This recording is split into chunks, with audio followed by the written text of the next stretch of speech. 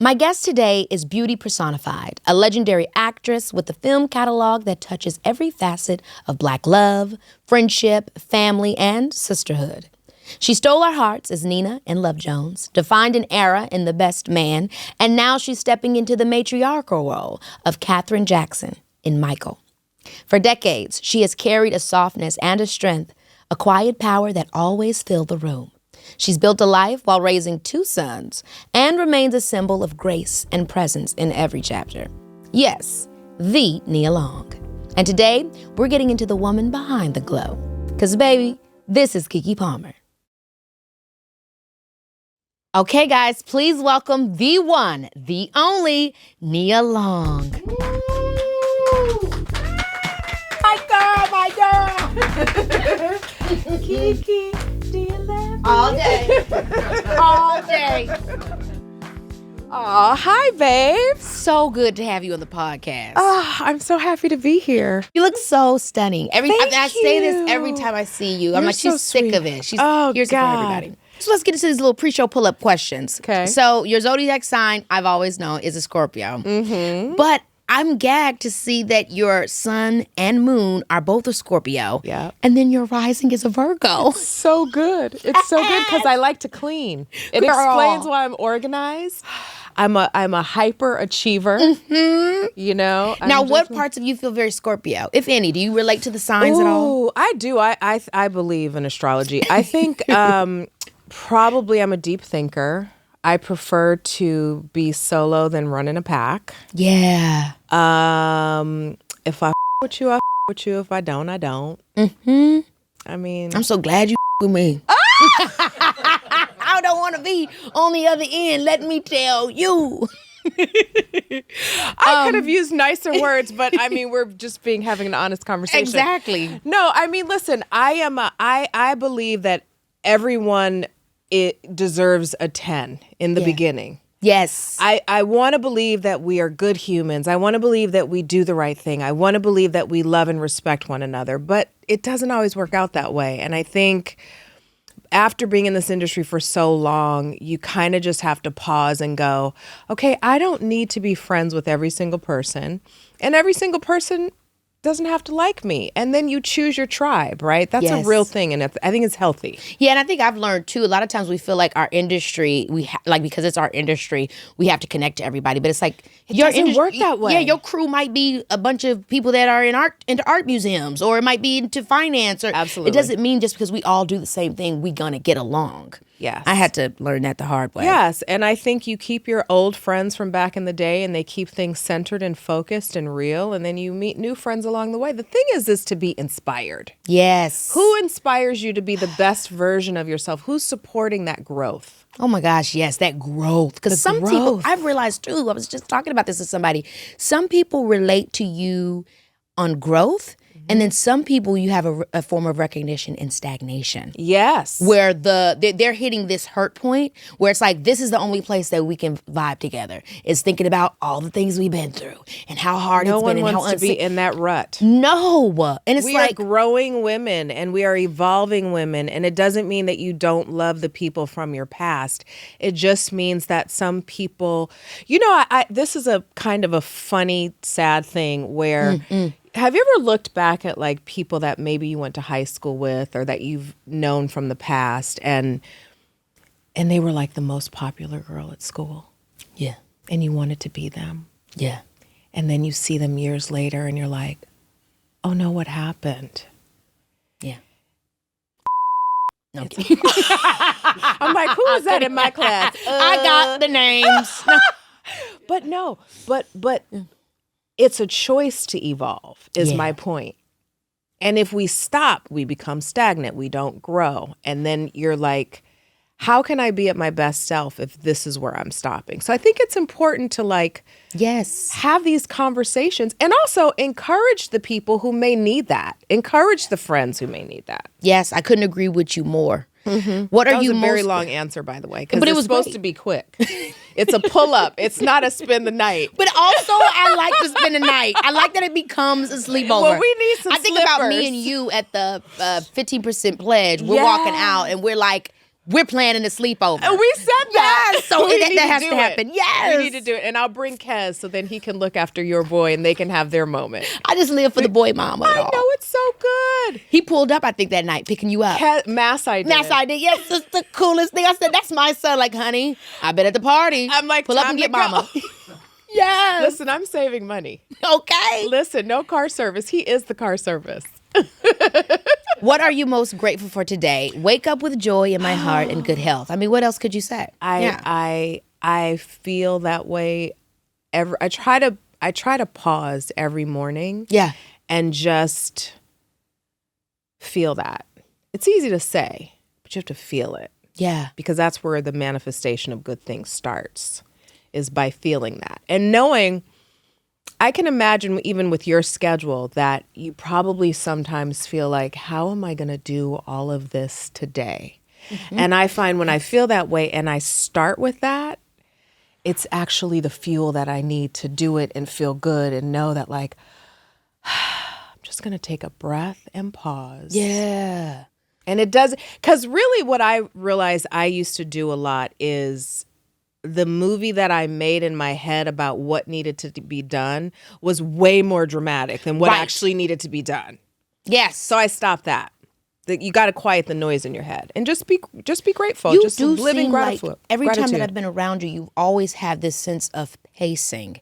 How do you keep things slowed down? Because it's not like you're moving slow, but you kind of have a presence about yourself where it's like that chaos ain't over here. I can't do it. I look at you and I'm like, what?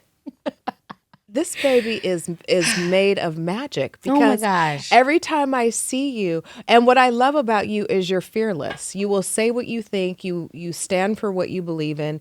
You will speak on things that maybe are uncomfortable but necessary.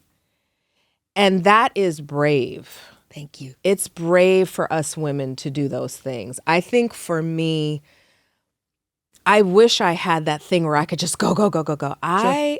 I'm in the bed at like 9:30. That's fabulous. I am like 9:30. My son is like, oh, you going upstairs? Yep, gots to go.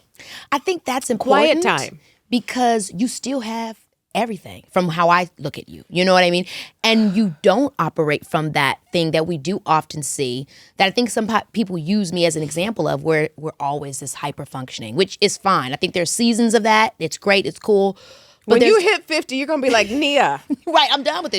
What should we do now? Because I'm trying to come on your side. You know what I mean? It's a different thing. And I feel like you've always had that. You know what I mean? And you've always been very successful. So I think it's important because everybody don't have to move like that. With urgency. You don't have to still get what you want. That's important. There's two thoughts, right? But I also think, let's talk about the world that we're living in right now. We're in a world where we're getting constant information. So that constant information on our phones make us feel like we actually really need to be in this state of urgency all the time. Yes. I didn't come from that generation. Ugh. If there were cell phones with me in the 90s in New York City, do you not understand the stories that would be told? I was naughty. Oh my gosh, girl, I would have lived to be back there with you. Girl. We had fun and nobody knew. In New York? Were you at the clubs? Were you at the just fashion show? Like, what was your I vibe? was definitely at the clubs. I was definitely hanging out with boys I had no business hanging out with. I was in the streets. I love that, girl. It was because a good you are time. the quintessential it girl. I mean, you are. I mean, I know that must be ridiculous. Let's not get crazy. When people... It's true. But I don't know. I cannot tell a lie. Call me Abe Lincoln. We're going to get to that. Okay, we really been not pulled up. We've been at the sleepover with this. Let's get to the end of this. Okay. Okay, we've been on this, girl. The next morning. Keep keying. Okay, what's a question you wish you were asked more in interviews? This is good. Mm-hmm. What I would be doing if I wasn't an actor. Mm-hmm. Okay. So what would you be doing if you weren't an actor? I think I'd be a therapist. Girl, I'm already on the couch. I think I'd be a therapist. But I wouldn't have been a therapist 10 years ago or 20 years ago. I'd be a therapist now because I have such a better understanding of self. I have a better understanding of grace. I have a better understanding of how to get to your truth. And so I don't think you could be help to anyone else if you don't know how to do that for yourself. How do you get to your truth is really, really hard. It's so hard. It's like a series, because a lot of times in your mind, you have a lot of pseudo emotions. I feel like it's what, I think I read that when I was reading like Eckhart Tolle, one of his books, where you're always in this surface point where it's like, you might think you're angry, or you're you like this, or you want fame, or you want these things that are surface, but really it's like, actually I want to be seen. Yeah, or actually I need love. You know, or it's I like, feel insecure. I don't feel power. So getting to the core of that emotion. that is tough. That's the work. Yeah. That's the work. This next one I'm very jealous about. I don't even know. I don't remember what Who it is someone you met that made you feel starstruck? You met Michael Jackson. I met Michael Jackson. When did you meet Michael Jackson? I met Michael Jackson at a Stevie Wonder concert with John Singleton, and I couldn't speak. Nia. I literally couldn't speak. And you know when someone's standing next to you and you're like, that's not Michael Jackson. That's like a lookalike. That's like an impersonator. Because he always had one too. So he's got like 20 of them. Yeah. It was like Elvis Presley. And now they're about to really come out, girl. We gonna see like 9,900 I'm so Michael excited Jackson. for that movie. There's this one impersonator of Michael Jackson where he literally would go around and look at other Michael Jacksons and be like, good job. Like he's the real Michael. Like he's the real Michael. That is so nervy. Bro, he's so funny. He walks around, he's like, he's good. It's like, you're not Michael either. You're not setting the bar for the rest of the Michaels.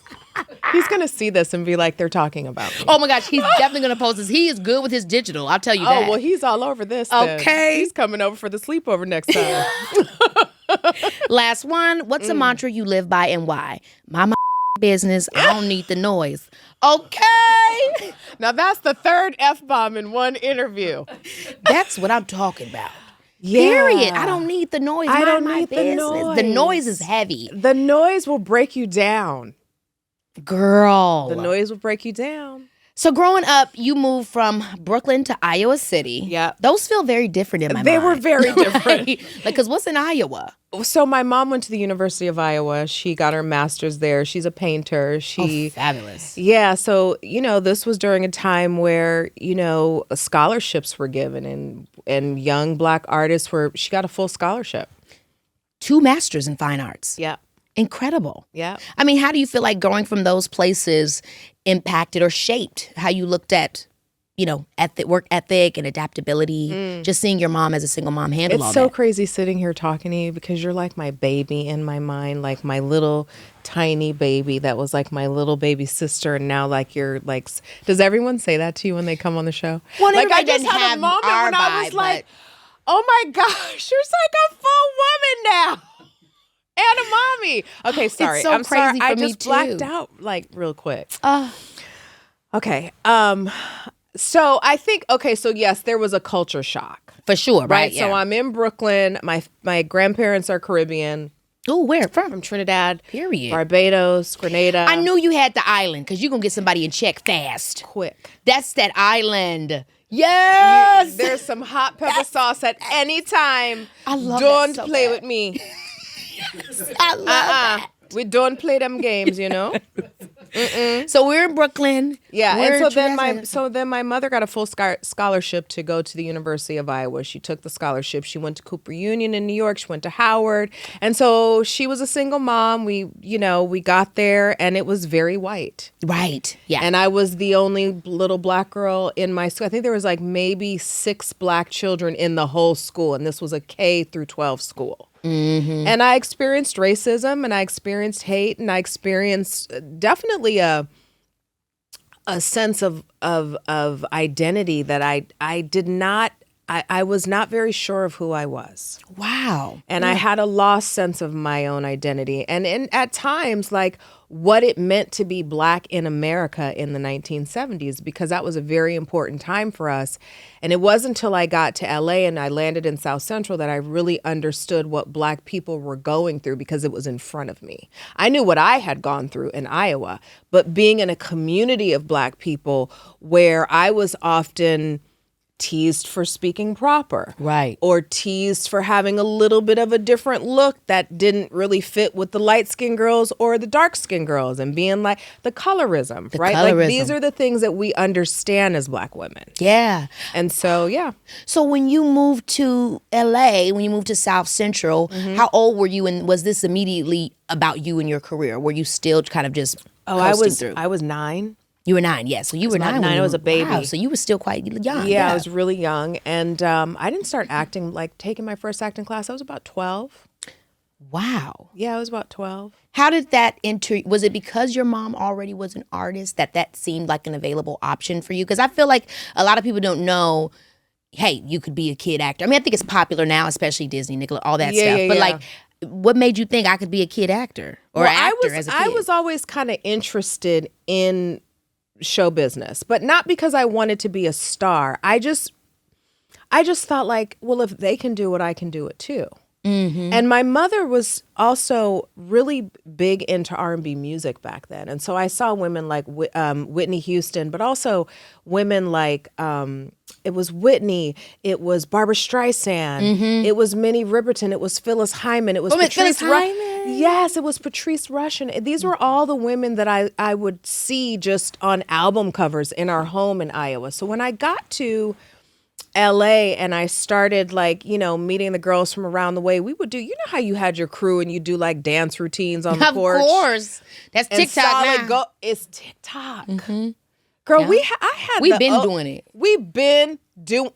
Where's the camera? Y'all don't know nothing about this. But I had the OG boombox with the cassette tapes. And Solid Gold. Remember Solid Gold? Oh my gosh, that's OG. That's what I'm saying. That's what I'm saying. So I started at the YMCA. My babysitter would take me to the YMCA and I would perform there. And one day I was like, I want to take an acting class. And so I took an acting class at LACC Community College. And then I met Regina King at high school. And Regina had already been on 227 by then, would you say? Not yet. Not quite yet, but she was definitely there. Wow. And working. Wow. And so one day she invited me to a class and it stuck. It stuck. That is so cool. Yeah. Would you say that's when you thought, this is my dream? Like I'm going to be an actor honestly, professionally? like acting class was very therapeutic for me. Interesting. Because I was able to explore my emotions through scene work. And that was a little bit of like, you could work through some things. Mm-hmm. Single mom, my dad wasn't really around. You're dealing with abandonment issues. You're dealing with growing up in Iowa as a young Black girl. You've experienced racism. You understand what segregation is. You're trying to come into your own, but you're also in a Black community with people that aren't totally accepting me as I was. Wow. So there was a lot to uncover and to understand. Yeah.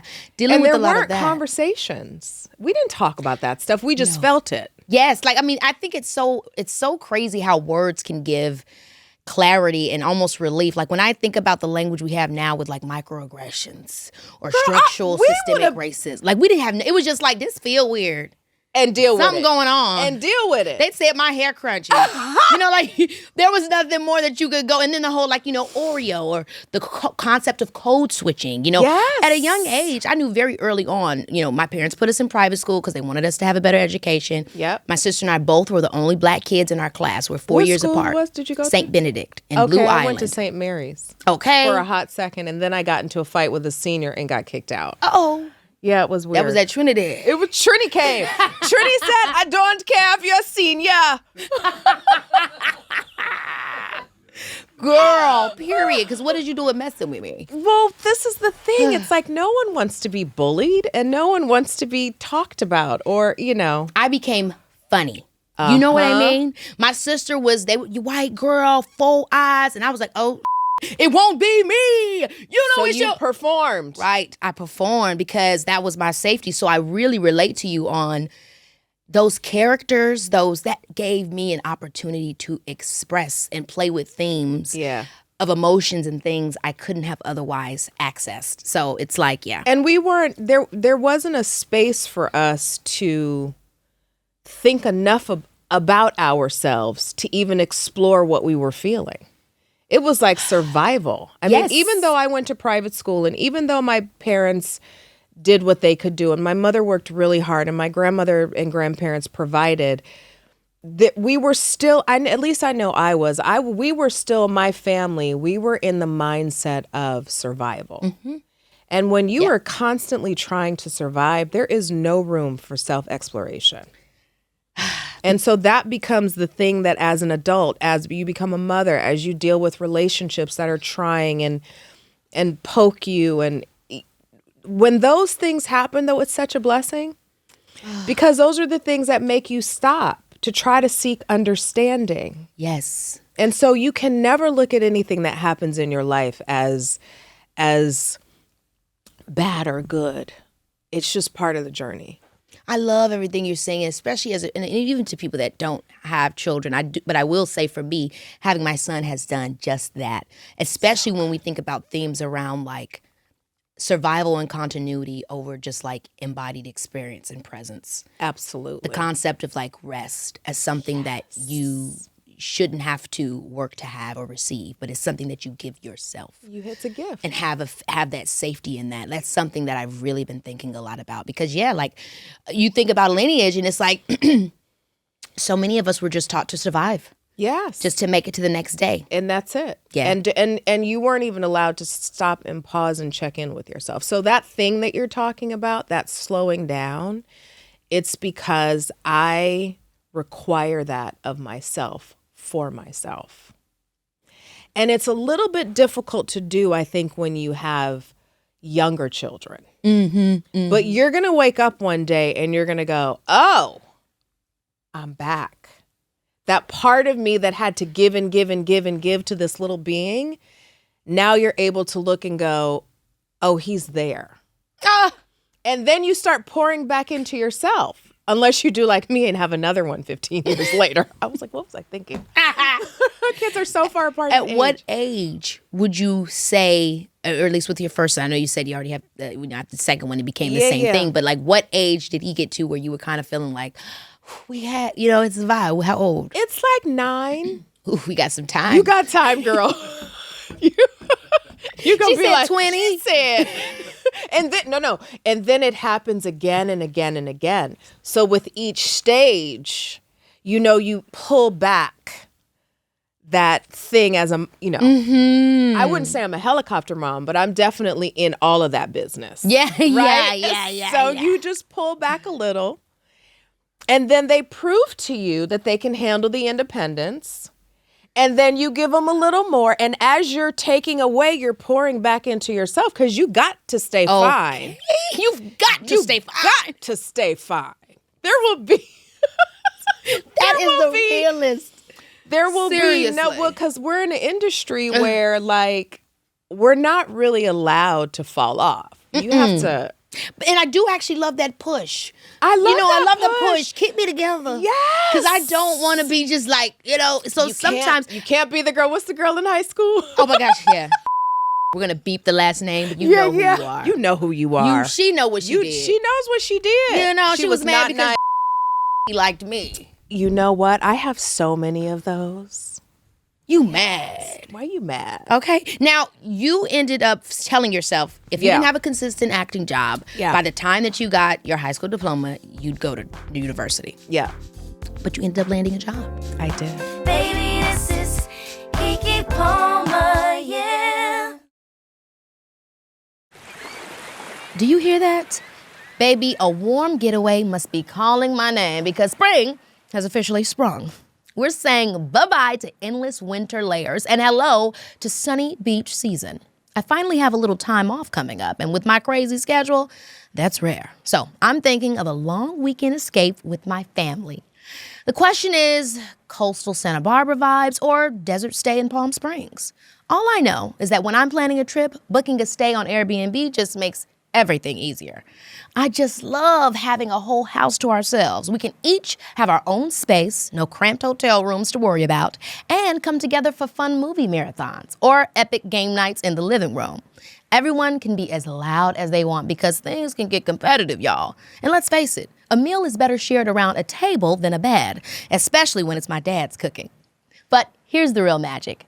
We get to play locals, wandering through neighborhood parks and popping into all the best family-owned, under-the-radar restaurants on the recommendations of our lovely superhost.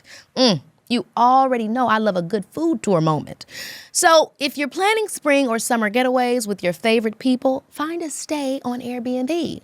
Trust me, that home away from home feeling can't be topped.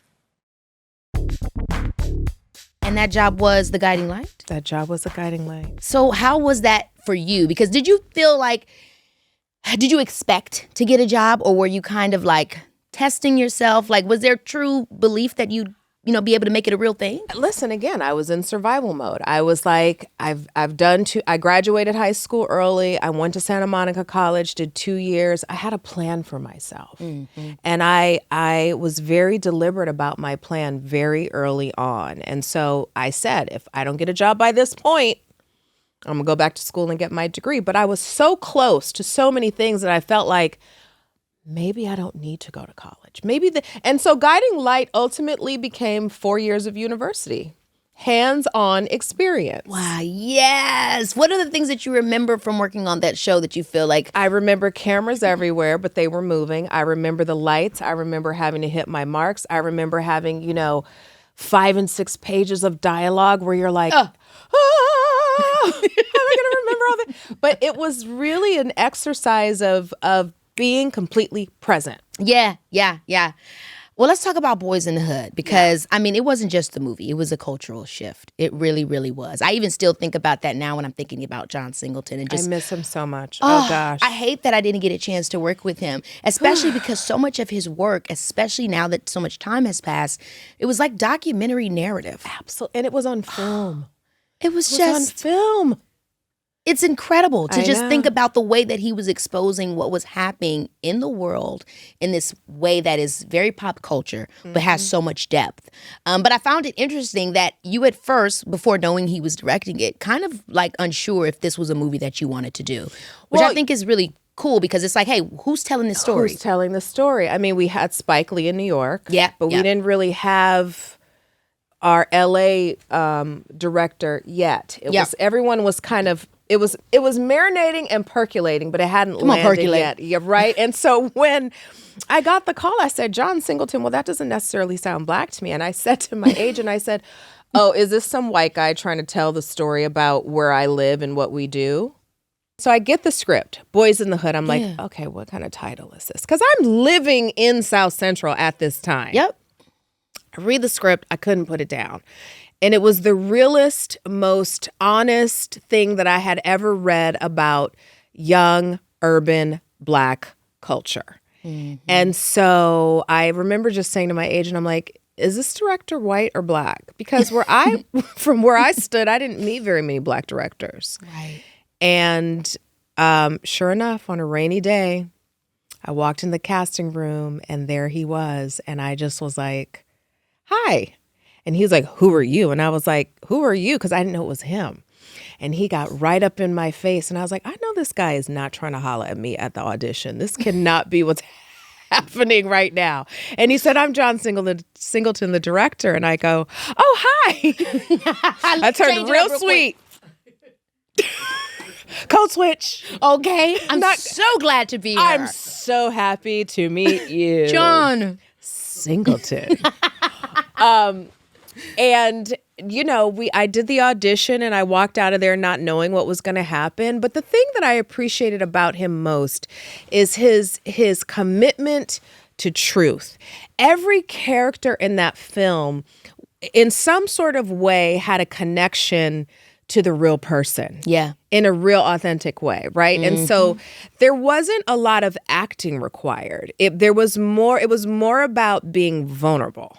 Wow. So he's kind of one of those directors that lets you interpret the scene? Well, I think he could see pieces of the actors, pieces of the character in who he cast. So because he wanted to know everyone's story.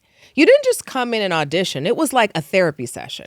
At one point, I think I even cried because he was like, so tell me about your life. So I go and I tell my life. And then I'm like, yeah. He's like, well, what about your dad? And I remember I just started crying because it was still very raw for me at that time.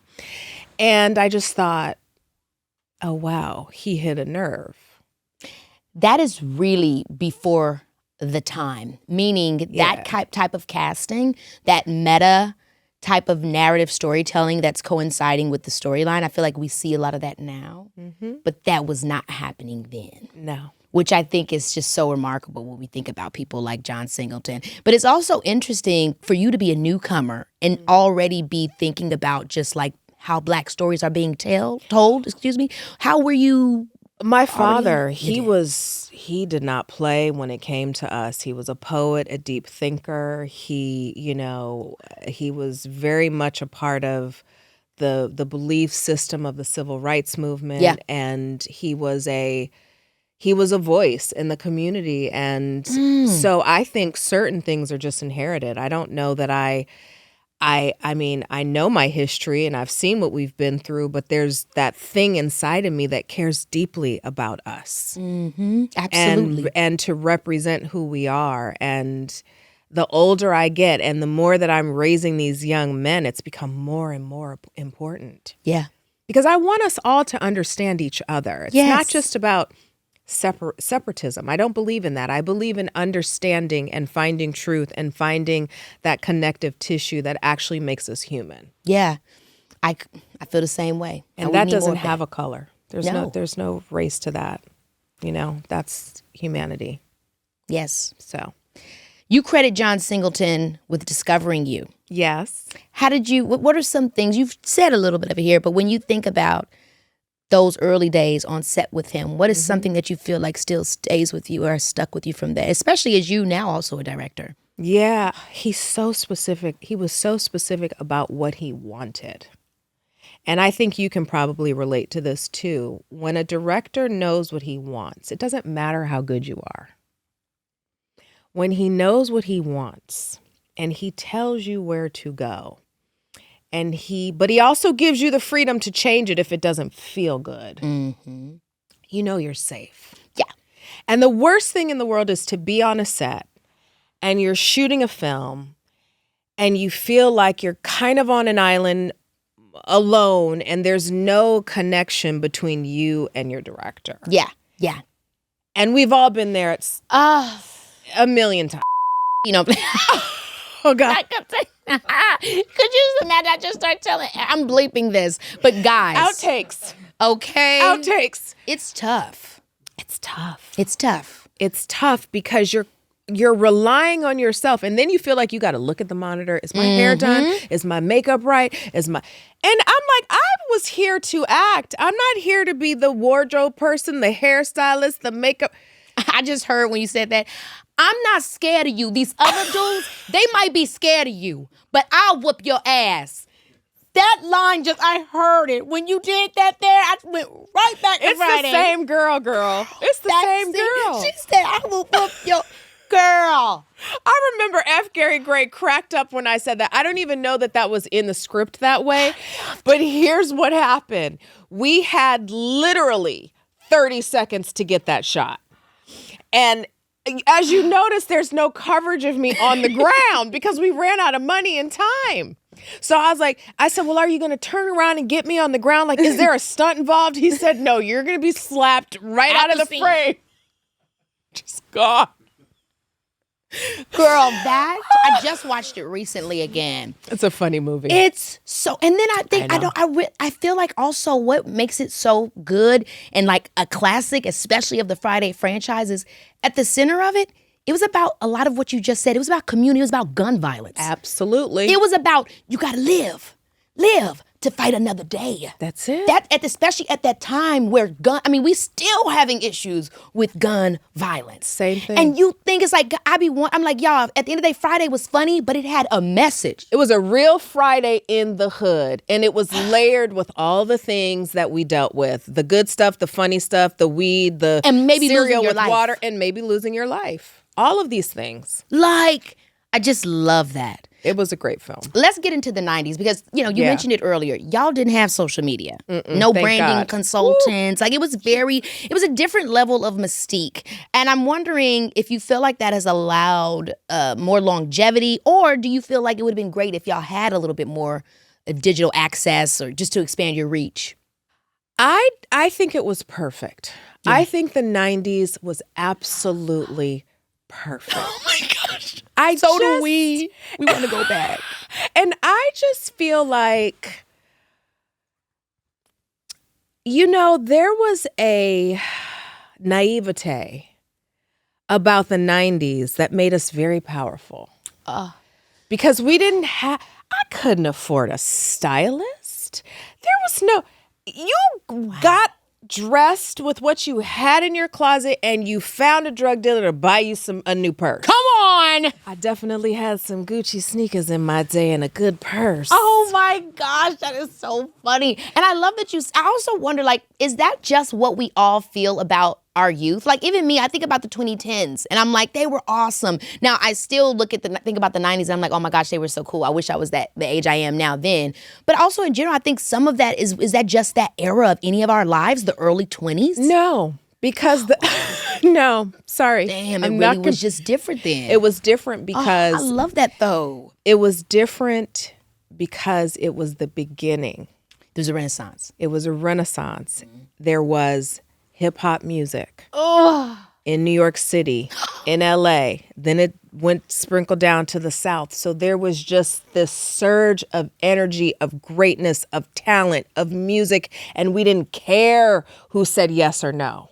We owned the space and we were so hungry for more. Because when you think of the civil rights movement and you think how their push and their voices got us to be where we were. Yes. We were empowered. Yes.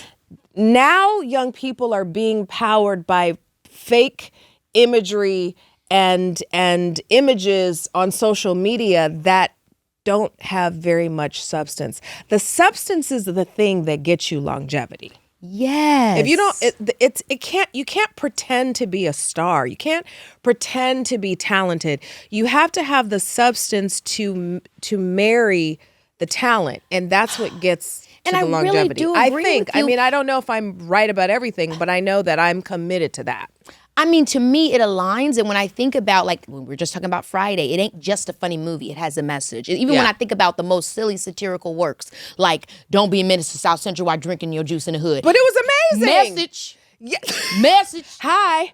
We knew exactly what that meant. Hollywood Shuffle. Oh, Robert like Townsend's genius. It was always something that was crucial happening at the core of it. When I think about The Wood, it's about growing up. Yeah. It's about we no longer can be childish and do the funny kid things we did anymore, but we gonna always love each other even though it's time for us to move on. Like, everything had weight to it. What do you think it's because we're chasing numbers and just like we're equating visibility and popularity with, is that what has happened with digital? Because I wonder why. It's like, what has changed with the material? Why aren't we always looking for the quality? It's just not. It's crazy what it used to be. Everything doesn't have to be perfect art. I don't think there's such a thing as perfect art anyway.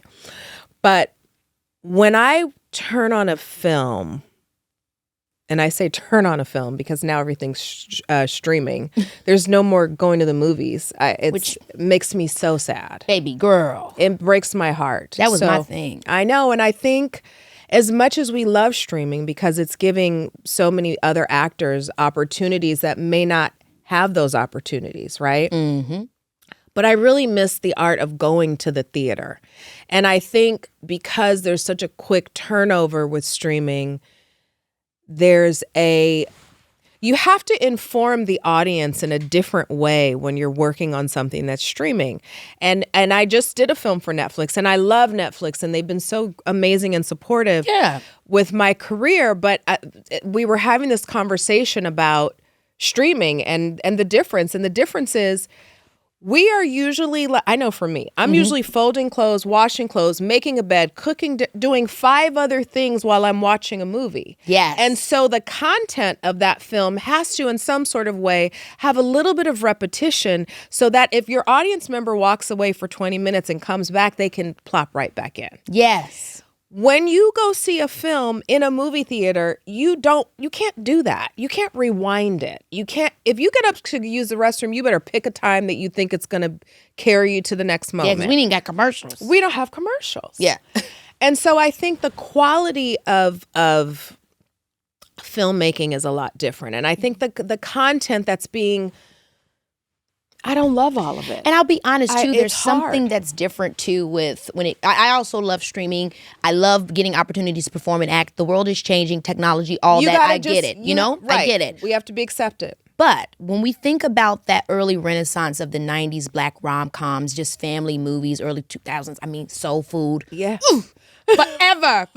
Body shaped like a Coke bottle, so we used to call it Coke bottle. Like, Bird, come on, Bird. My husband, that's my husband. Oh my God, Vivica was so great to me in that scene too. You know I love me some Vivica. Cornbread. I love that movie. Cousin Faith with her fast ass. You know what the family did? The family my husband. Vanessa was amazing. I remember, wait, hold up. When we filmed that scene and she said those lines, I was like, yes, Vanessa. I couldn't even act in the scene because she was so good and she was so proper and so regal, and I was just so tripping that this was like Vanessa Williams in the same scene with me, right? And Mekhi Phifer. Ooh, with his fine ass. Wow. That man was just too fine. He was still fine. And they was mad at Bird. Like, they was mad at me with my blue nails. Okay. Girl up in there doing hair. With the crimps. That movie. Speaking of all of that to say, yeah, I realized that a lot, even with my movie in early 2000s, 2004, 2006, Akeelah and the Bee, didn't do well in the theaters. Yeah. It did amazing with DVDs. Yeah. And so it's very interesting. Even with you, speaking on Love Jones, you talk flop.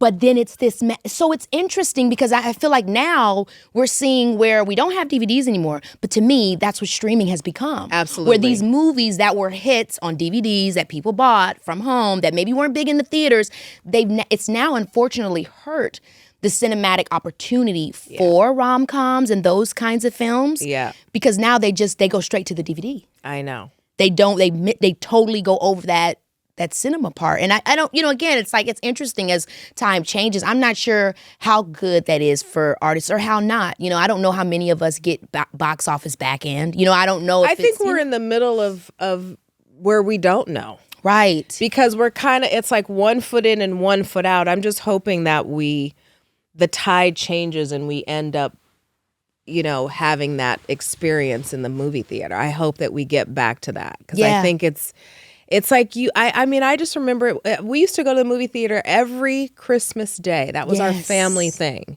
And there's usually like one good film during Christmas time, but like it's hard to find options. It is. So it really, really is. You said in the same interview about Love Jones that you felt Nina is the most like you. Mm-hmm. Why? Love that character. And Bill Bellamy was hating so bad in that movie. Oh my God, he's such a hater. He was hating on Darren. Bill Bellamy, you're a hater. Where are you? Bill hating ass Bellamy. He cracked me up in that movie. I said, this brother gonna come to the club again. I said it when we were shooting. Right. I said, damn. Well, the interesting thing about Love Jones was, it was one of those things where I picked up that script again. Yeah. Read it in one swoop. And I was just like, and it was a lot like me in the sense that it felt like I was in this world, like I was just submerged in art. Mm-hmm. And, my dad was a poet and he was from Trenton. And so Chicago and New York have a thing. Yeah, y'all shot that in Chicago. We did. Yes. My mom actually tried to write a song for that movie. She did? Yes, she did. Oh my God, I love that. From Chicago. You know how Chicago has so much talent, but they can't never, it's like such a thing. I know. Yeah. Anyway. But anyway, we did soul food with Chicago too. Yep. I've spent a lot of time in Chicago. I really, really love Chicago. Soul food was so true to me and my family. They ain't cutting off my leg, and that's that. Like that movie, we all got Big Mama. I mean, I don't even remember half of the stuff that she remembers. My Big Mama told me we got to get the family together, so I came for Sunday dinner. Girl, that movie is my life. You know all the I'm a mind. I'm like, family got to be right. You know, let's stop with the diabetes. That movie, yet again, about how soul food, like how do we come together and not kill ourselves? I know. With the food. Anyway. Prayer and God and having a way out and community, all of that. But I will tell you something. So when you shoot a scene with that many actors. Oh my gosh. Girl, I wanted to throw that chicken across the it was damn too long. table. It was so long. Yeah. That coverage, anytime I see a scene that has 3+. I'm like, I'm a vegan and I also am at the end of the table. And at this point, I've gone to the bathroom. You know what I'm saying? How do you get out of the scene? That's all you think of as an actor is how can I get out? That's what John Stamos taught me. When we were working on the TV show, he said, you just got to find your way and exit. You just, walk out the scene. And he's good at that too. He's actually famous for that. He's always doing that. That's how he get that coverage down. Oh my Genius. God. Genius. We have to talk about another favorite of mine, The Best Man, iconic. Baby, this is Keke Palmer, yeah. I mean, let's just get into the slap moment, which apparently, so wait a minute. It's Taye Diggs, he said it was improvised. A liar. Taye Diggs is a liar. And I actually called him about this because I was like, you need to stop. This is such an old story, and you're also making me look like the villain, and I'm not the villain. I'm howling. Because then Michael D. Lee said it wasn't. It was absolutely scripted. Malcolm D. Lee. Well, thank God somebody stepped in and told the truth. That is how. Why does Taye do this? I feel like Taye is always messing around. Taye is messy. I love that. I love him, but he's messy. And also, we're all like brother and sister on that. So there's a bond between us that I guess he feels like he can just mess with me. For sure. Publicly. But publicly, come on now. But you guys were so cute in that. Even the most recent that was on HBO.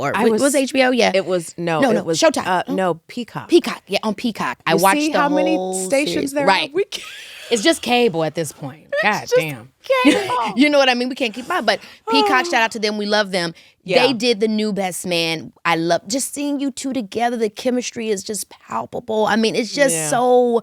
How was it working on that film in the first time, and then seeing how the franchise is so beloved, even all to this time? Yeah, I mean, you just say, thank you, God. This is so great that we've done something that's actually touched people so deeply. And I look at you with your short hair and I envy you because I'm like, should I go back? But it's your look. I even put freckles on, because I wanted to talk to you as you. It's funny. Can you see my freckles today? I always see them. A little bit. Yeah. I'm trying to do many. I've been doing less coverage. It's coverage. So pretty. Thank you. Yeah, I love freckles. I feel like freckles make you feel and look younger and fresh and it's so cute. Oh God, yeah. So are you. You're very cute. I just live. So cute. I forgot. Listen, we were coming off of COVID. Yes, it was my first job back. Right. I was smack dead in the middle of menopause. I'd gained 30 pounds. I didn't feel beautiful. I was drinking red wine every day. I slipped in the snow and broke my arm. It was just not a good time. We were going through a lot. Were you in New York? I was living in New York. Yeah, because I saw you. I don't know if I saw you right at the time, but me and you saw each other right outside of and we all the went Jamaican in together. spot. Yes, we did. Miss Ann's. Miss Ann's. Yes, we were right outside. No, Miss Lily's. Miss Lily's. We was right. I said, hey, girl. I said, come on in, Keke. Yeah, I remember that. Anyhow. But So it was a tough time for everyone because we all needed to work. No one had worked. Yes. And so we were getting the gang back together and people had changed and had different ideas about their characters. And I think we landed on something that felt honest enough for us as actors and entertaining enough for the audience. Yes. But honestly, I felt more adult in my skin than the characters allowed us to be. Interesting. I was like, I wanted, I don't know, I wanted Jordan to feel more settled at that point. Mm-hmm. But I also realized that she wasn't settled in the last one, so we kind of needed her to see her feel unsettled before she made real strong decisions at the end. So I guess it all works out. And I feel like she's very representative of a woman that I think that was introduced to us in that era early on that really has cemented herself in media and just as an archetype in general, because she was a career, she was nuanced, she had this very unique dynamic with Tay's character, and she was, I really related to her. So even at this point in her life, I really was into it, and I was into the evolution of all of them because I felt that it didn't try to wrap everything up with a bow. Well, that's good that you say that, because I've never actually sat and watched the whole series. Yeah. Not because I didn't love it, because I did love it. And But also it's weird with your own work. I don't watch a lot of mine. I sometimes I'm like, okay, that's enough. I don't need to see all of that. Yeah. It's like you kind of, it's for the people. It's for the fans. Some things are just like, it's something that you do because people want it, and the impact that these characters had, and like it was fun, and we are like I think we were the first franchised film, girl, with all Black people. When I tell you that I told Malcolm, I said, man, do the best man in college years and call me up. Right, like okay, the prequel. But there was actually a time that there was a conversation about that. We've got to do that. But I wouldn't be in it, because then I'd have to be like your auntie or something, and that would be weird. You hate that? I mean, you could be me. You could definitely be Jordan. That's what I'm saying. But they better hurry up. I'm already getting older. Listen, because in a minute. You know what I mean? Like Yeah. college, But you're not getting older, but like. Okay. It's like we're pushing it. But I really want that. I really want that prequel. I also want the prequel to Why Did I Get Married? I want it to be How Did I Get Married? Tasha Smith? Oh my God, you have a whole catalog. She's got a catalog. She's got her work lined up for the next 10 years. Well, let's talk about Don't Ever Wonder, coming out on Netflix, reuniting you and my first crush ever, Lorenz He's Tate. the best. Everyone loves him. Girl. He's so fine. I don't even understand it. You don't understand how much moisturizer and I had to put on just to keep up with him. I'm like, thank you, Jesus, for Estee Lauder. Oh my gosh, girl, you have literally just become the first brand ambassador. This is huge news. But also makes total sense because your skin is like annoyingly perfect. Makeup, no makeup. It's starting to get sickening. What do you do? She said 5 things in. Listen, I am first of all, I will not support anything that I don't believe in. Yeah. And advanced night repair really changed the game for me, especially in LA because it's dry here. The water's dry, the air's dry. And so it's like giving your face a drink of water. And the first time I tried it, I was like, oh. And then it was like, oh. And then it was like, oh. And the hand cream and the skin. There's so many products that are. And I think here's what I really think. I think sometimes people don't think of Estee Lauder because it's been around so long. Sure. And so we are inundated with so many new products. And so when you just pause for a minute and you think about the brands that have been dependable, that have had longevity, there it is. Absolutely. There's Estee Lauder, and it's in that pretty brown bottle. It looks pretty in your bathroom. We love aesthetically pleasing stuff too. Thank you, darling. Yeah. Well, you look great, and it makes total sense. Yeah, you know, no, it's who doesn't want skin like Nia Long? It's a fun family, and it didn't happen overnight, and that's what I love the most, is that it's a really authentic connection. You've had a lot of great partnerships. I remember commenting and going up for your Skims campaign. Fabulous. That was awesome. I didn't eat for 3 weeks, maybe 3 weeks. What were you, when they called you up with that, was there any apprehension? Because, it is all about skin and being, showing the, you know what I mean? What were you kind of like, let's just go, I was like, finally there's a reason to lose 15 pounds. You are crazy. Because I was not going to play myself. You look in so my Skims. good. I'm really great friends with Kim, one of Kim's partners, and she called and I was just like, yes, let's do this. And I was also in a place where I was coming out of a really long relationship, and I wanted to like reclaim my sexuality and my sensuality, and I wanted to feel good in my skin. And we were past COVID, and we were past breakup, and my kids were getting older, and it was like, I am woman, hear me roar in my skin. That's everything. And I just said I'm going to do it, and it was one of the best shoots of my career. There were so many amazing women on that set. And I actually let Kim know. I said, Kim, I just have to tell you that was one of the best shoots of my... I didn't have to readjust the lighting. Because, girl, we love a great creative team. Can we talk about the lighting? It can get spooky. Listen. My girl Kenya is like, she needs a bounce underneath. I'm glad it gets to that point. Okay, I don't know who that is that you just acted. Hey, Kenya. She does the glam and she be directing the people on set. They be tired of her. But no, you have to have that. Yeah. Because it's just not, they don't always light for us. So you have to be able to say it, and you have to just know what you need, and that's it. Yeah. And if you do it in a non-emotional way, it just becomes like, okay, can I have a glass of water?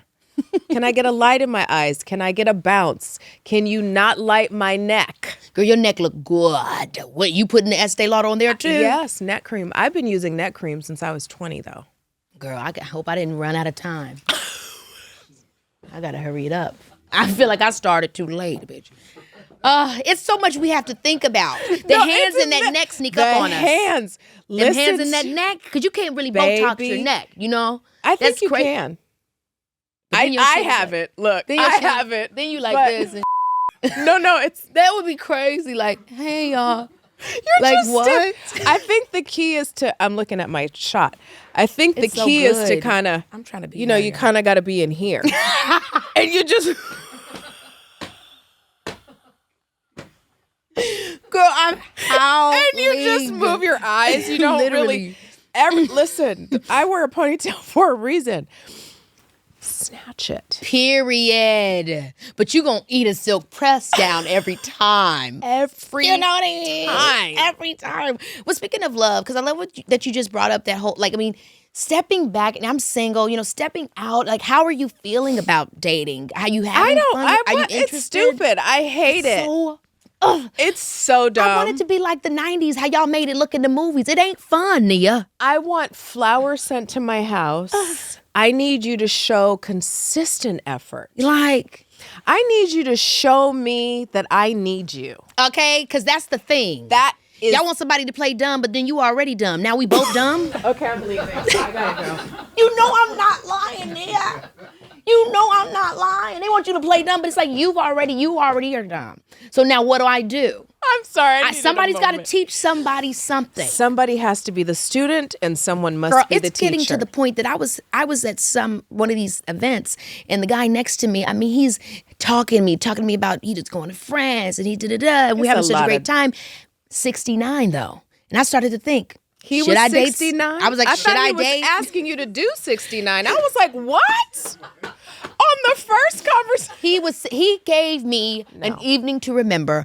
I started to think. No. 69. Honey, no. 70, maybe. No, baby, no. But that's like a grandpa to your child. You're looking for. He's done it before. He can help me with Leo. Girl, because it's getting to the point where the guys that are. I can't go that 30s, old. 40s. Because I like fresh and clean, and that just feels like it could just get a little musty or something. The sex part could be a bit of a. It could be a little weird. Yeah, I feel the same way. It's like I'm open to love. I'm open to the vibes, but the vibes aren't giving vibes. So then I just find myself having so much more fun with myself, with my girlfriends. Yes, this is the thing. Like, listen, every girl wants to feel special. Yeah. But I also feel like I've experienced good love in my life. And so I know when it's good and when it's just playtime. But what I do think I need to do more of is engage in playtime. That's what I'm saying. But because I've always been in a relationship. I've always been like, you like me, I like you. Okay, now we're a thing. Me too. And then 5 years later, and you're like, oh, whoa. But I don't really know how to like casually date. I feel like guys don't want to casually date when you're not begging for more. Maybe that's what, because I am very 1000%. aloof. Me too, girl. I'm like, like, do your thing. I got to do. We're not chasing. They don't want that. Like, to me, it's like, why can't we have a look? Why can't we be consistent sneak links? Why can't we just say, hey, it's and Friday? they talk too much. Where's the NDA? Way too much. I do we need that. an NDA. The NDA I need stat. Right now. Because I'm looking for What Friday. do you guys Are we do on now? for Is Friday it night this? again? Yeah. Are these the right finger? Oh, wrong Are we one. on Friday Okay. night again? Yeah. Ate that. Okay. Eat that. Eat that, maybe. We Anyway. definitely eat. Yes, eat it and sign. Because I'm done. I'm done with the. They're not being Sign is mature enough. crazy. Oh, it's so eat it and sign is eating it. Eat it. Okay. Listen. Yeah, it's tough out here, but hey, beautiful women problems. I feel like the thing about dating for me is I want to date with intention. Yes, But I also want to have fun. I just don't think I'm like into it though. Like here's the other thing. I don't have time. yeah. That's really the truth. I don't a lot have of time. To your point, I don't have time to do something that doesn't feel worth it to me. Yes. And I can compartmentalize. I can do the same thing a guy can do respectfully and ethically, right? I can have a sneaky link vibe, or not even sneaky link, but just like a guy that we know we're good friends and we enjoy each other's company every now and then, but it's nothing serious between us.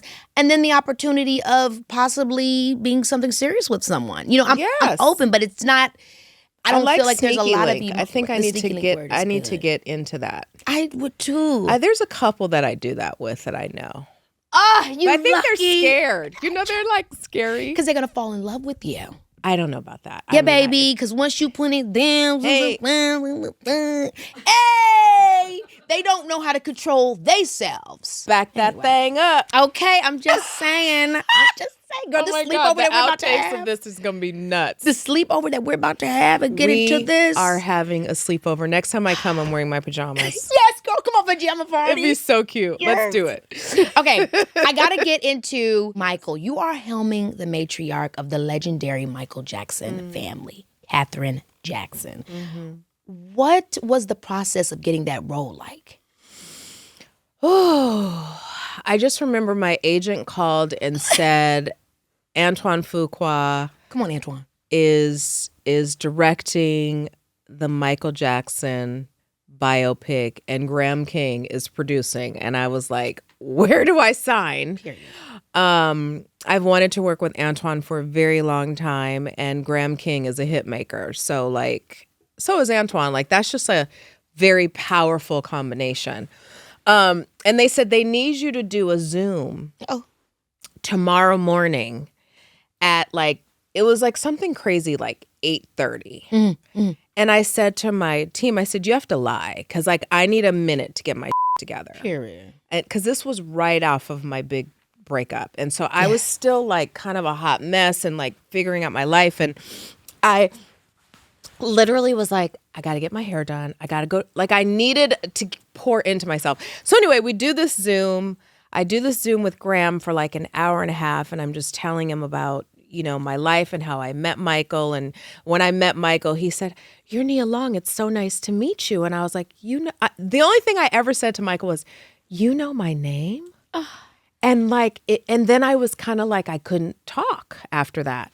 So, and my mother also worked at his label at the time. So we would steal photos from the record label, real ones, and take them home, and they'd be part of our collection. And then, we just talked, and there was just this really wonderful understanding of who Katherine was. And I asked a ton of questions, and I pulled from my own experiences as being a mom, and I was offered the role, and I just was couldn't kind of believe it, because it was one of those things that just literally fell out of the sky. And that's the thing that we cannot forget. What is for you will find you. That goes back to what I was saying that's so awesome about you and what you represent is there's this constant sense of grace and ease, and I'm still on top, and I think people have to see that and know that and remember that, because everybody operates in a different way. And so it's if you no matter what, the cream rises to the top. No matter what. And how you get there is your personal journey. And the way in which you get there is your personal journey. And what feels good for you is part of the thing that makes you have all of the things that you have and all of the opportunities that you have and the impact that you have on the culture. Yes. Like that's when you can identify, that's your truth. That's your power. That's your superpower. I know for me, if I try to do things that don't feel authentic to who I am, I pause. I'm like, okay, you're being performative right now. Stop. You don't have to do that. You don't have to do what works for someone else. And we all get caught up in it, especially someone like me who rarely goes out. So I go out and I'm like, where's the magnesium? I'm having a panic Come attack. on, magnesium. Yes. Listen. I'm like, oh my God, there's people in the room. Girl. And it's like, let me get out your way. And I'm in the car already. I'm like, that's why you saw me in the parking lot leaving And you see I was right early. behind you. I was like, Massa, Okay. it's time to go. Come get mommy. And I like that about myself. Yes. I like that I know when it's time for me to leave. I like when I know that I don't have to do what you do to get what I need. It's a lot of confidence, but it's important. It's confidence. It's also knowing my limit. Yeah. It's also being aware of my own insecurities. It's also just being a grown-ass woman. Period. Because it comes, and when it lands, you're like, ah. You're like, Come you on. start singing Lion King out of blue. You're like, what? Who am I? When do you, and I probably feel like there's been many different phases of it for you, in womanhood. But when do you feel that the wave of it that you're riding on now really hit? Proving to myself that I can do all of it. And still feeling empowered to do more. I can be a great mom.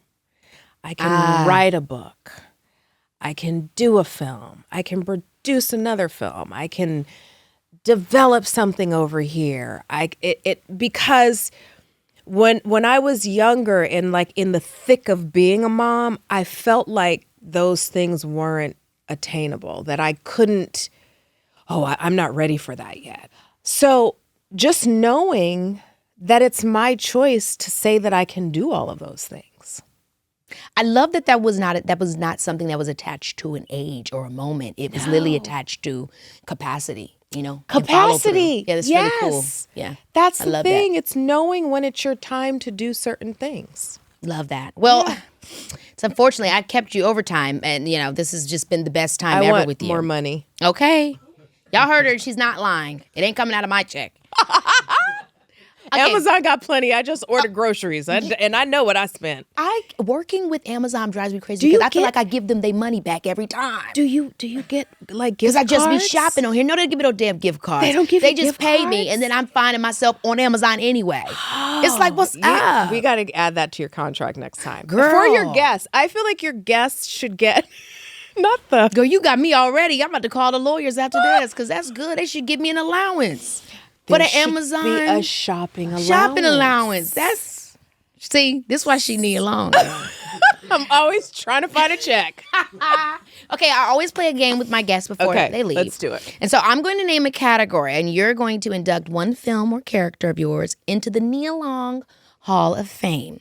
Okay. Don't overthink it. Just go with what feels right. Okay. Okay. The film that aged the best. Love Jones. Ooh. The character that was the biggest stretch or most difficult to play. I want to say Catherine because I had such a huge responsibility to do it right. And, Catherine is so graceful. And there's this quiet strength about her. And so a lot of times I had to go against my instincts as an actor to be true to her. I love that. Yeah, it was. Did you guys get a chance to meet? I know she's didn't get older. a chance to Yeah, meet because her. she's I in her hope that 90's, right? Yeah. Yeah, so she's probably, Yeah, maybe one day. Yeah, I think of her all the time, though. When things get tough, I think about her because I'm like, what would Catherine do? She would pray, probably. She'd be strong in her footing and, love on her children deeply. It's beautiful when any time, and I feel this way about characters that I've played, they leave us with something. Yes. You know what I mean? You learn something. that you can take with you. Yeah. That's very true with this one. The scene you can't escape to this day. The slap with Tay Diggs because he just be lying. Tay just is so lies. funny. He's a liar. He lies. Don't believe anything he says about that scene. I feel like there must be some truth to this because Gabrielle says the same thing about Tay. Oh, good. Where's Gabrielle? Get her in. Get the other Scorpio in here. Okay, it's a Scorpio thing. The line that still follows you everywhere. Nia Long. Okay. Yeah. God, that's like the 4th F-bomb. And what's wrong with it? I love it. You guys can bleep me. I think it's funny. The film that hits different now as a grown woman. Ooh, the film that hits for me. That was my now that I'm looking back on Exactly. it. That scene where Jordan opens the door for Tay and she's in her purple sexy thing and she's got short hair and she sprays air freshener on herself and in the room. Anytime I feel like, do I still have that thing and I watch that scene, it makes me feel happy. Like, oh, she's still in me. I still feel that sexiness. I can still wear that same negligee or lingerie and feel sexy. It's just a different version, you know? I love that. Yeah, she's like my sex kitten. Oh, I mean, Jordan, I just loved. You know? We all got to have a sex kitten. The role, you know what? The character you'd want your sons to see. Can they? Brandy from Boyz in the Hood we recently watched. I recently watched that with Kez. I would never forget that scene that they redid in the Wayans movie when he doing like this. Or when Snoop and I reenacted it. It's so funny. It's so bad. That is so, and it's dramatic, right? So it's like, oh my gosh, it's so sad. And she's like holding him and it's like, and you so tiny too. So tiny. And cute, you know. But I just loved that. It's just so funny. Okay. The role that shifted how Hollywood saw you. I don't know. Have I played her yet? Ooh. I think there's different Interesting. phases to one's career, right? Like Boyz in the Hood was one thing. Then it was Brandy as a woman. Then it was, Nina as a lover. And now there's Katherine Jackson. So we'll see. I'm very excited about this. Yeah, we'll see. Last two. The film you turn into a series today. I would like Love Jones' series. Well, I think The Hang Suite, a.k.a. Don't Ever Wonder. We've had many different titles. Right now it's called Don't Ever Wonder. And the joke on set was, Don't Ever Wonder. That was like, we would just run around set saying that. And this is the new one coming out with you and Lorenz. And I think it would actually make a great... Shout out to Macro. Yes, they're on this and James too. Lopez. James Lopez. And Charles King. We love Shout out to y'all. them all the time. Yeah. Yeah. So, okay, Don't Ever Wonder. I'm very excited about this. I will say, I do have a pitch for Love Jones, guys. Love Jones, but you do it like every episode is a new couple of Lone Johns. It's like an anthology of romance. She's hijacking all of my movies, guys. It's true because she has an archive. Do you know how long it takes to build that? Okay, last one. Yeah. And you kind of mentioned it a little bit, but the story that you'd want to tell that you haven't told yet. Is there something that speaks to you that you want to be in? Yeah, there's a story about a woman and a son that I want to tell. That you know what it is, or it's just something about that? I think that the intimacy between a mother and a son is something that you can't always describe. And I have two sons, and I have very different relationships with both of them, but they're both so necessary for my soul, right? And so I think it doesn't have to be tragic. Yeah. I think it needs to be real. And it needs to be contemporary. Yes. I mean, I couldn't agree with you more. I'm just tired of seeing us in these dark, dark, dark, dark places. It's not necessary because we are everything and we are all the things. And we should be able to play we should be able to explore the pieces within us in these women that we're playing. And I think I have a responsibility to myself to be a part of that. So I'm just trying to figure it all out. I'm still growing. I'm still learning. I'm still making mistakes. And that means I'm alive. And that's great. Yep. I mean, I'm right there with you. And I'm so happy that you came on the podcast. Oh my God. This is you're like my amazing. first podcast. Oh my gosh, really? I think so. Period. Baby, this is Keke Palmer. And baby, this is Nia Long. Yay. There's a reason Nia Long has such an impact on the culture. Okay? The takeaways from her life on screen and behind the scenes are a masterclass in how to not only survive, but thrive in an industry that didn't come with a playbook. And her next chapter, stepping into the role of Katherine Jackson in Michael, is a reminder that what's meant for you will always find you. Nia consistently raises the bar and is proof that time does not define you. You define it. Thank you for watching. And we'll see you next time on Baby, This is Keke Palmer.